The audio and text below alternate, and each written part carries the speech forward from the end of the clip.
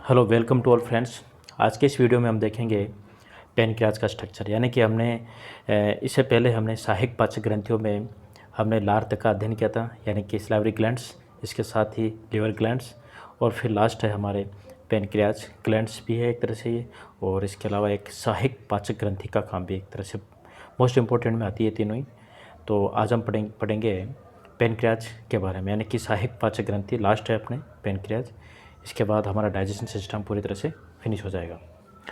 सहायक पाचक ग्रंथि की बात करें तो इसमें हम पैनक्रियाज स्ट्रक्चर की सबसे पहले अध्ययन की बात करेंगे। देखो, पैनक्रियाज स्ट्रक्चर की बात करें तो पैनक्रियाज एक लीफ लाइक स्ट्रक्चर होता है। हमने इससे पहले भी कई वीडियो में पैनक्रियाज का जिक्र किया था। आज हम इसका विस्तृत से अध्ययन करेंगे कि पैनक्रियाज जो होता है एक तरह से लीफ लाइफ स्ट्रक्चर होता है, एक पत्तीनुमा संरचना होती है। और पैनक्रियाज एक हेट्रो एंडोक्राइन ग्लैंड्स होती है, यानी कि एक विषम ग्रंथि होती है जो बहिस्रावी और अंतस्रावी का कार्य करती है। यानी कि ये बहिस्रावी का भी रोल निभाएगी और एक अंतस्रावी का भी कार्य करेगी।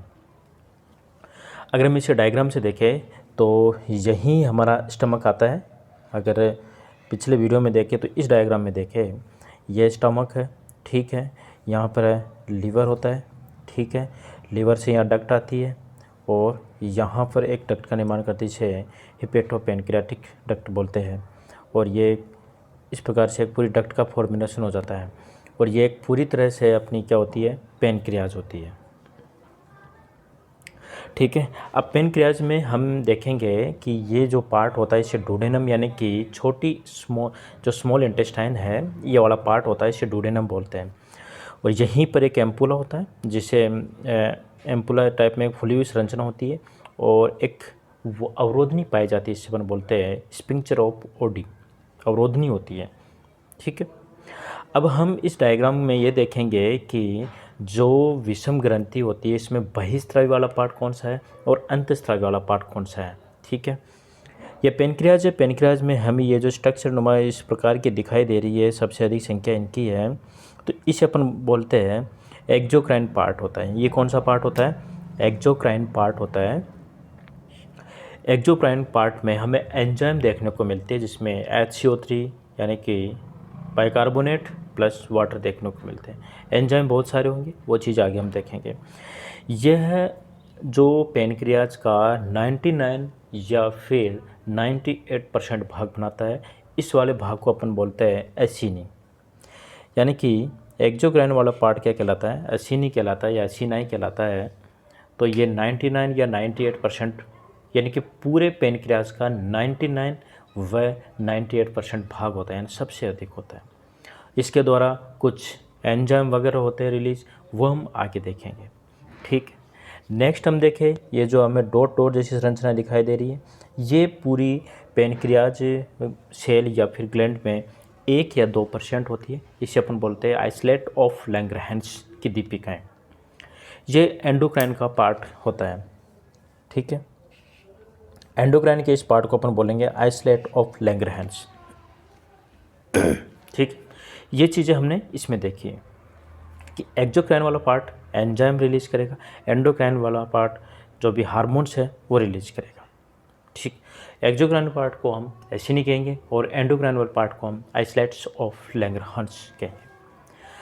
अब हम थोड़ा सा डिटेल में देखें कि पैनक्रियाज का एक्सोक्राइन फंक्शन क्या क्या है। देखो, पैनक्रियाज के एक्सोक्राइन फंक्शन में हम देखेंगे तो एक्सोक्राइन फंक्शन में कौन क्या आता है, एसिनी आता है। एसिनी होता है जो कि पूरे पैनक्रियाज का 99 या 98% भाग बनाता है। एक्सोक्राइन में क्या क्या देखने को मिलेंगे हमें, इसमें प्रोटीएज, इसमें हमें प्रोटीएज एंजाइम देखने को मिलेगा, साथ ही और एमाइलेज प्रोटीएज भी है, वो आगे हम देखेंगे। देखो, प्रोटीएज एंजाइम क्या होते हैं। प्रोटीएज एंजाइम में हमें 4 प्रकार के एंजाइम देखने को मिलते हैं, ट्रिप्सिनोजन, काइमोट्रिप्सिनोजन, प्रोकार्बोक्सीपेप्टाइडेज और प्रोएलास्टिडेज, ठीक है। ये जितने भी एंजाइम होते हैं ना, ये जितने भी एंजाइम होते हैं ये किसके द्वारा रिलीज़ हो रहे हैं, पेनक्रियाज के द्वारा रिलीज़ हो रहे हैं। लेकिन पेनक्रियाज के द्वारा रिलीज़ हो रहे हैं, लेकिन ये किस फॉर्म में हो रहे हैं, इनएक्टिव फॉर्म में हो रहे हैं। ये एक्टिव नहीं होते, इनएक्टिव होते हैं। लेकिन अब एक्टिव कैसे होंगे, होता है क्या है कि जैसे कि ये पेनक्रियाज है, पेनक्रियाज में जितने भी एंजाइम थे वो यहाँ से डुडेनम में आते हैं। स्मॉल इंटेस्टाइन का एक पार्ट है, डुडेनम में आते हैं। तो डुडेनम में हमने देखा था एक आंतरिक रस या फिर एक ऐसा एक केमिकल या फिर एक एंजाइम था जिसे अपन बोलते हैं इंटेरोकाइनेज एंजाइम।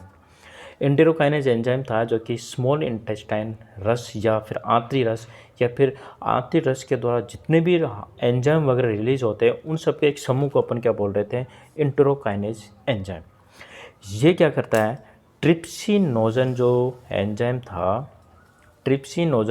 था उसे क्या करेगा, एक्टिवेट कर देता है। यानी कि ट्रिप्सिनोजन को एंटेरोकाइनेज ट्रिप्सिन में बदल देता है। ठीक है, ये यहाँ पर एक्टिवेट हो जाता है। ये सब पेनक्रियाज में ये इनएक्टिव फॉर्म में रिलीज हुए थे, लेकिन होता है क्या है कि एंटेरोकाइनेज एंजाइम इसे एक्टिव करके ट्रिप्सिन में बदलता है। अब ट्रिप्सिन क्या करता है, ये जितने भी एंजाइम बचे हुए कौन कौन से बचे अपने पास, काइमोट्रिप्सिन हुआ, प्रोकार्बोक्सीपेप्टाइडेज, प्रोएलास्टेज, ये सब को ट्रिप्सिन क्या करता है, एक्टिवेट करने का कार्य करता है। इन सब को ट्रिप्सिन बदलता है किसमें, एक्टिव फॉर्म में। ठीक है ठीक है, ये प्रोटीएज एंजाइम क्या करते हैं, प्रोटीन्स व पेप्टाइड्स को तोड़ने का कार्य करते हैं। यानी कि प्रोटीन्स का तोड़ने का कार्य कहाँ करेंगे, अग्नाशय वाले एंजाइम इसे प्रोटीन को या पेप्टाइडेज को डाइपेप्टाइडेज या फिर अमीनोपेप्टाइडेज में बदलने का कार्य करते हैं। ठीक है भाई, ये चीज़ हमने देखी है। प्रोटीन के डाइजेशन के लिए 4 एंजाइम थे, ट्रिप्सिनोजन, काइमोट्रिप्सिनोजन, प्रोकार्बोक्सीपेप्टाइडेज और प्रोएलास्टेज। एक चीज़ हमने अभी देखी है कि प्रोटीज जो एंजाइम थे वो 2 प्रकार के होते हैं, एक तो एंडोपेप्टाइडेज और एक एक्सोपेप्टाइडेज। एंडोपेप्टाइडेज क्या कहलाता है कि अगर जैसे कि एमिनो एसिड की चेन है, अगर इसे हम बीच में से तोड़ते हैं तो ये कहलाता है एंडोपेप्टाइडेज, और इनको साइडों में से तोड़ते हैं तो ये कहलाता है एक्सोपेप्टाइडेज। एक्सोपेप्टाइडेज एंजाइम सिर्फ कौन सा है, कार्बोक्सीपेप्टाइडेज है। बाकी जितनी भी एंजाइम बचे हुए जैसे ट्रिप्सिनोजन है, काइमोट्रिप्सिनोजन है और प्रोएलास्टेज, ये सब किस में आते हैं, एंडोपेप्टाइडेज में आते हैं। ठीक है, ये पेनक्रियाज का हमने स्ट्रक्चर में देखा था, कौन सा, प्रोटीज एंजाइम के बारे में। नेक्स्ट हम देखें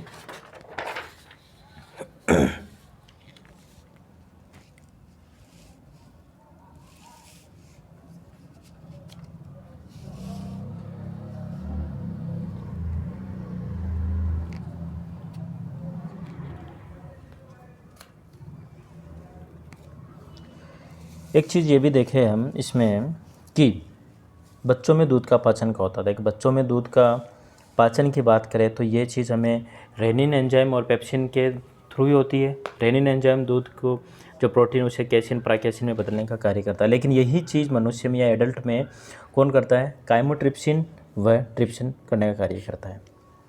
नेक्स्ट एंजाइम अपने कौन सा है, नेक्स्ट एंजाइम है अपने पेनक्रियाटिक एमाइलेज। देखो एमाइलेज एंजाइम हमने लास्ट किस में देखा था, माउथ में देखा था, जो स्टार्च का पाचन कर रहा था। बच्चे हुए स्टार्च का पाचन कहाँ होगा, स्मॉल इंटेस्टाइन में, एक पेनक्रियाज के थ्रू होता है, जो क्या करता है, स्टार्च को माल्टोज में, यानी कि माल्टोज 2 ग्लूकोज की चेन होती है, इसमें बदलने का कार्य करता है। तीसरा क्या है, पेनक्रियाटिक लाइफेज होता है। पेनक्रियाटिक लाइफेज एंजाइम ये क्या करते हैं, लिपिड को डाइग्लिसराइड और डाइग्लिसराइड को मोनोग्लिसराइड में बदलने का कार्य करते हैं। ग्लिसराइड फैटी एसिड की एक चेन होती है ग्लिसराइड, जिसे लिपिड बोलते हैं, और लिपिड को मोनोग्लिसराइड में बदलने का कार्य करते हैं। अभी और बाकी टूटने का काम है इसका आगे। नेक्स्ट है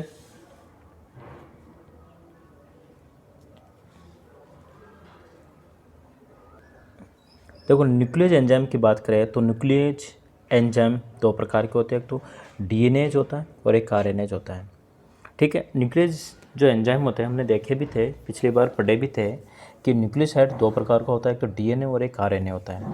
ठीक है, डीएनए के पाचन के लिए डीएनए जो एंजाइम होता है जो उसे न्यूक्लियोटाइड में तोड़ने का कार्य करता है।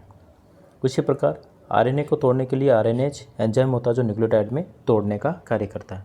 आगे और डाइजेशन होता है इनका, लेकिन पैनक्रियाज सिर्फ इन्हें न्यूक्लियोटाइड में तोड़ने का कार्य करता है। ये तो था हमारे पैनक्रियाज का एक्सोक्राइन पार्ट। अब हम देखेंगे पैनक्रियाज का एंडोक्राइन पार्ट कौन कौन सा होता है।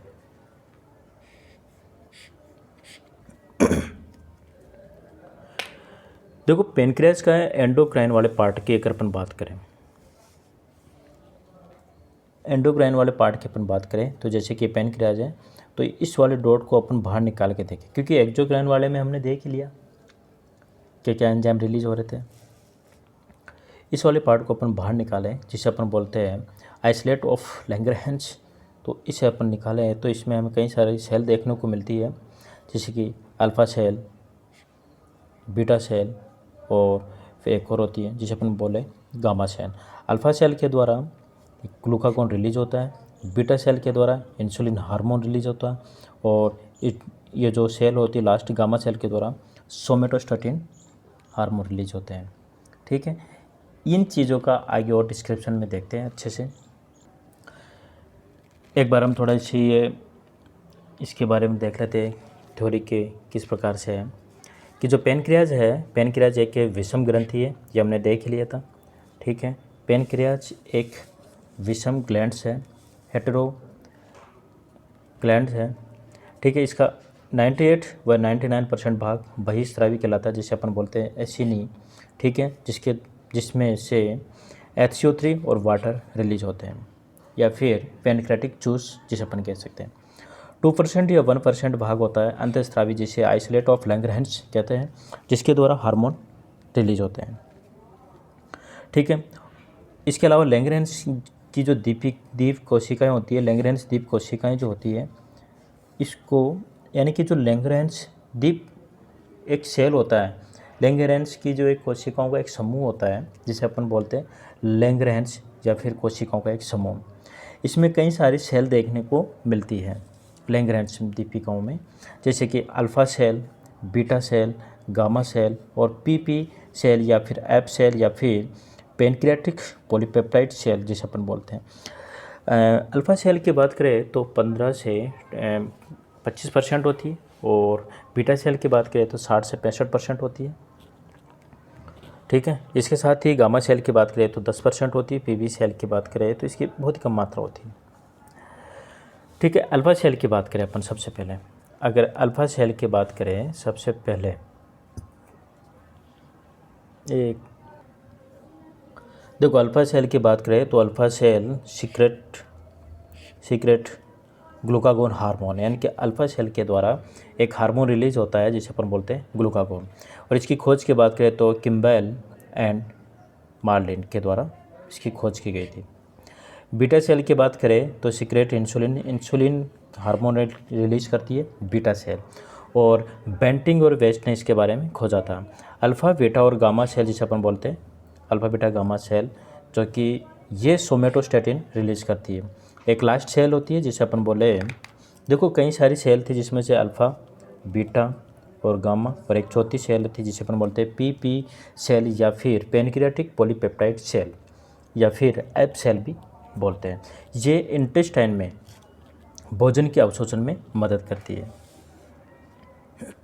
ठीक है, अब हम सबसे पहले ग्लूकागोन हार्मोन के बारे में अध्ययन करेंगे।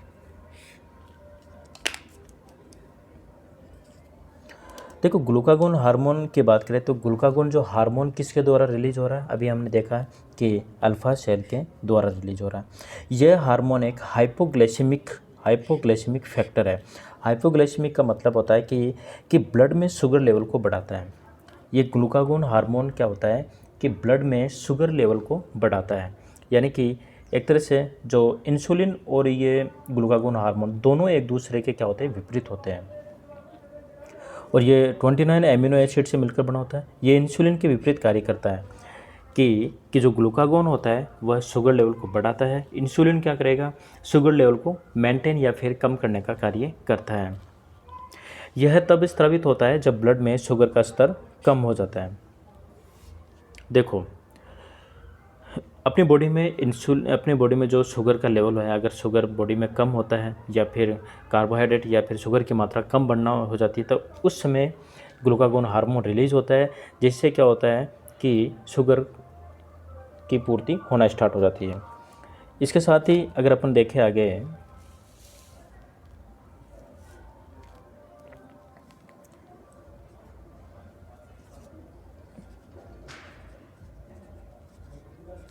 यह ग्लूकोनियोजेनेसिस को लीवर में प्रेरित करता है। ग्लूकोनियोजेनेसिस का मतलब होता है कि नए ग्लूकोज का फॉर्मेशन, यानी कि ग्लूकोनियोजेनेसिस का मतलब ये होता है कि यह कब रिलीज होगा, जब हमारे, कहने का मतलब ग्लूकागोन हमारे बॉडी में तब रिलीज होता है जब हमारे बॉडी में शुगर का लेवल कम हो जाता है, यानी कि हमारी बॉडी में एक तरह से शुगर लेवल को बढ़ाने का कार्य करता है। किस कंडीशन में, जब शुगर की क्वांटिटी या अमाउंट कम होता है, तब उस समय क्या करता है ये, इसके साथ ही ये क्या करेगा, ग्लूकोनियोजेनेसिस के लिए को लीवर में प्रेरित करता था कि लीवर को एक्ट करेगा, बार बार बोलेगा कि हमारी बॉडी में ग्लूकोज की अमाउंट कम है, तो आप एमिनो एसिड से ग्लूकोज बनाने का कार्य करें। तो यानी कि ग्लूकोनियोजेनेसिस को लीवर में प्रेरित करता ताकि एमिनो एसिड से क्या है, ग्लूकोज का फॉर्मेशन हो। ठीक है, नेक्स्ट हम देखें, इस प्रकार रक्त में शुगर के लेवल को बढ़ाता है और ये लीवर में ग्लाइकोजिनोलाइसिस को भी प्रेरित करता है। ग्लाइकोजिनोलाइसिस का मतलब हो गया कि ग्लाइकोजन, यानी कि जो हमारे बॉडी में एक्स्ट्रा ग्लूकोज हो जाता है, तो लीवर क्या करता है, उसे ग्लूकोज को ग्लाइकोजन में बदल देता है। ठीक है, लेकिन जब हमारी बॉडी में ग्लूकोज की मात्रा कम हो रही है, तभी तो ग्लूकागोन रिलीज हो रहा है। तो ये ग्लूकागोन क्या करेगा, एक तो ग्लूकोनियोजेनेसिस करेगा, जिससे लीवर में एमिनो एसिड से ग्लूकोज बनेगा, साथ ही जो ग्लाइकोजन बना हुआ था लीवर में, उसको और प्रेरित करता ताकि बॉडी में क्या हो जाए, ग्लूकोज बनना स्टार्ट हो जाए। ठीक, ये है हमारे ग्लूकागोन हार्मोन का कार्य।